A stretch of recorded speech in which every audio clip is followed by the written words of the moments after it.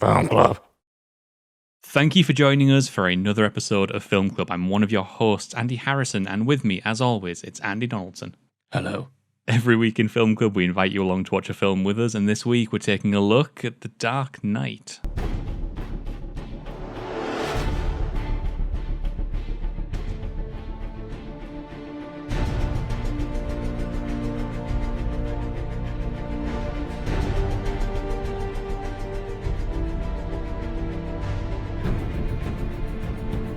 The Dark Knight is Bruce Wayne trying to continue his life, but there's a madman in town named the Joker who aligns with the Mafia only to take him down from in the inside and just wreaks havoc. So this is one of the most talked about films, superhero films of all time, and goddamn does it do it well. There's a bit of me, right, that wants to do the whole hipster thing, and you sort of want to like reassess it and go like, oh, well, you know, is The Dark Knight as good as everybody says it is? Or I was there.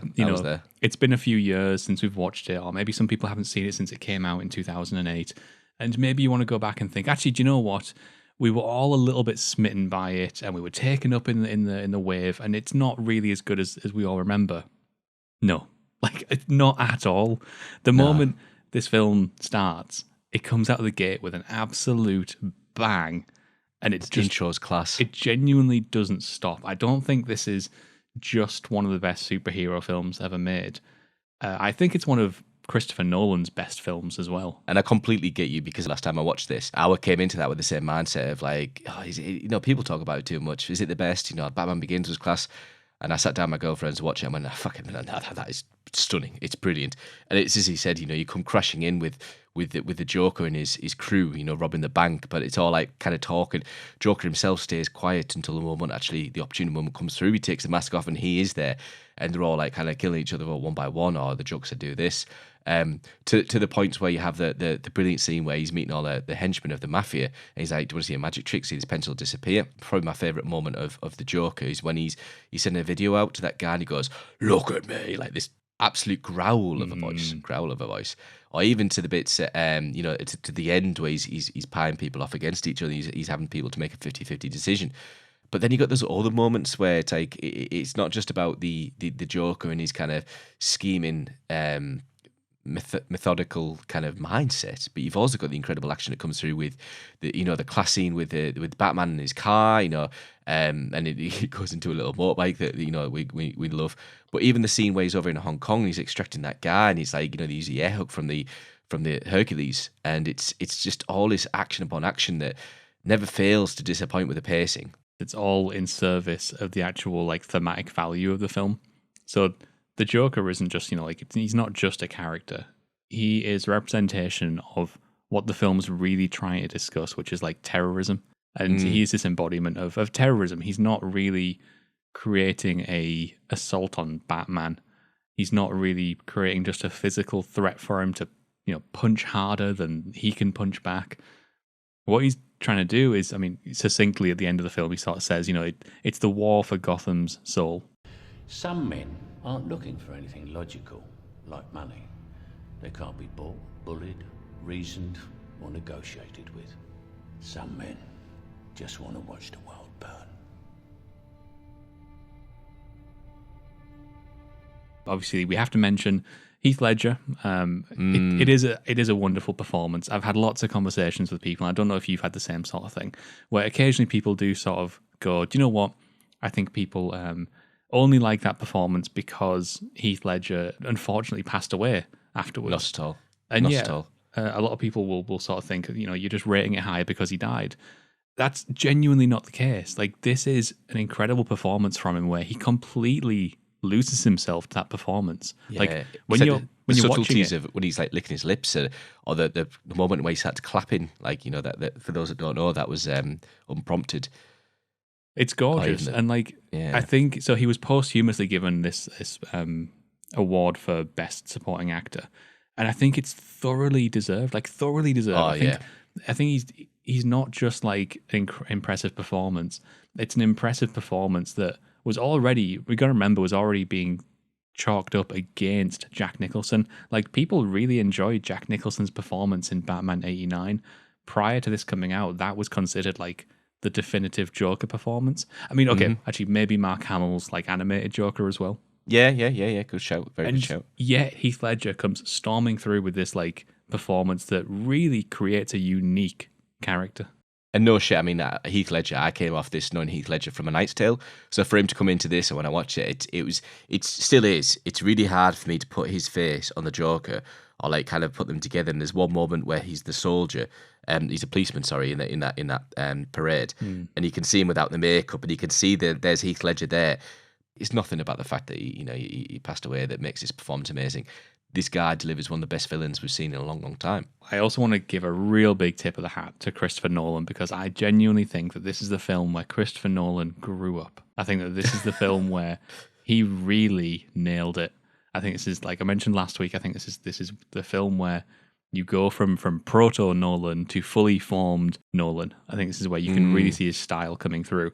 He's firing on every single bloody cylinder. Like his visual design, his work with Wally Pfister, his collaboration there is gorgeous. This is one of the best looking superhero films, if not the best looking superhero film ever shot. It's absolutely astounding. One thing I noticed about Wally Pfister is he absolutely loves the circular shots throughout this film, doesn't he? He does. It adds that gorgeous sense of like chaotic energy. Yeah, it does. And then even the use of shadow. There's an end scene with Harvey Dent and Gordon's family, and it's the use of shadow to show the good side of his face and hide in the darkness that is obviously on his other.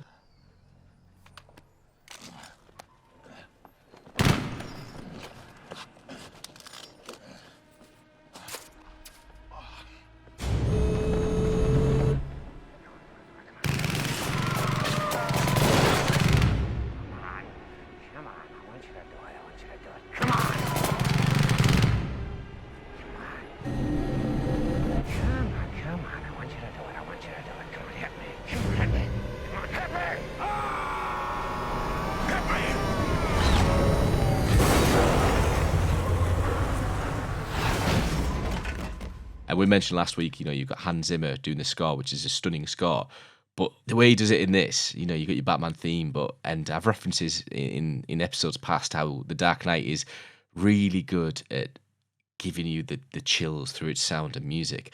Because the use of dissonance and the use of increasing drones and the way that it kind of ramps up and you're like anticipating this crescendo of horror that the Joker's about to unleash. It's next level. This is the film you want to watch. If you want to study sound or music in film, this is the film you want to watch and want to study. There's nothing better than that note that they use for the Joker's music. I was going to say for the Joker's like theme, but it's not a theme. It's just like one string, isn't it? That one string that's sort of screeched out. It's so uncomfortable. Yeah. It's gorgeous. So one thing we didn't mention last week, which we probably should have, because it's one of the reasons I think that this trilogy ages so much better than other superhero films. Nolan's fantastic at blending CGI with lots of practical effects. I think no moment is better than in this film when he flips the truck. It's class. Because you can that little pause as well before. It's gorgeous. Like you can have moments like Avengers Endgame where Thanos is pulling down a bloody moon on top of everybody. And crashing an entire fucking planet down onto people. And that is nowhere near as actually physically impactful than just a 12-wheeler truck flipping over. Because one of those things feels tactile and real.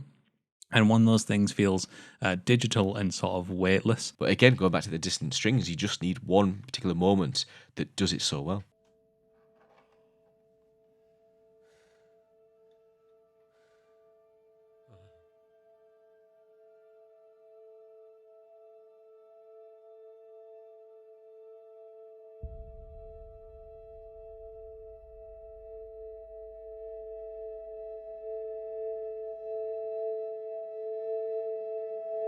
This film doesn't end with this, giant bloom, world-ending laser shooting into the sky.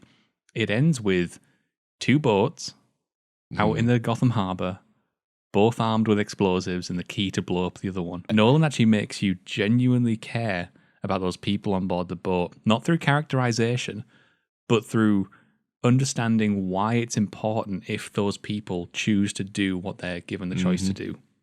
Yeah, it leads up to that moment, and there's that brilliant scene where the prisoner goes over and he goes, "You don't have the balls to do this, but I do. There's a reason I'm here."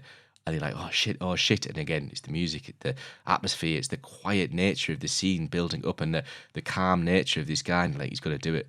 And then the next thing you know, throws it out the window. Brilliant. Every time I go back to this film, I am thinking in the back of my head, do you know what? I wonder if this is the time where it doesn't stand up. Like, this is the time where I realize, do you know what? It's not as good as I thought it was. And every time I'm thoroughly impressed by it. I agree. We haven't even mentioned, we have to mention Aaron Eckhart.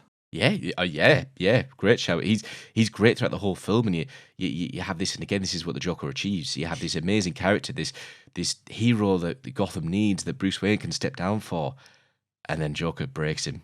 His actual performance is like gorgeous. He gets that sort of iconic quote, the whole like, you know, the night is darkest before the dawn. Some of that dialogue it is cheesy. It's Nolan cheesy, but as I said last week, it sort of works for me because the themes of this film are supposed to be worn on its sleeve. Like, it is very comic booky. It's very approachable in that sense, and it never really oversteps the boundary too much. I've got one problem.